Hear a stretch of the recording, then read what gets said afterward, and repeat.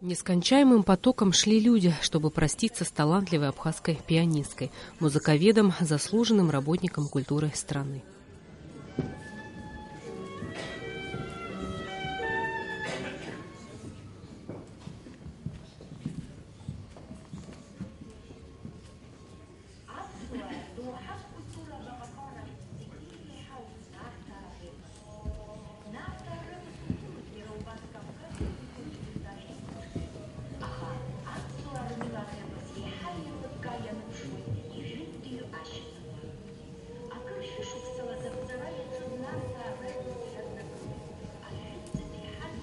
Более 25 лет кандидат философских наук Аида Григорьевна Ашхарова проработала на абхазском радио и телевидении, вела цикл передач, а также программу на абхазском радио «История и музыка абхазского народа».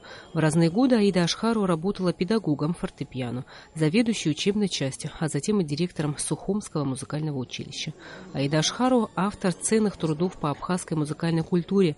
Она была очень разносторонней личностью. Коллеги отмечают ее качество организатора, за какое бы дело она ни взялась, ей всегда сопутствовал успех.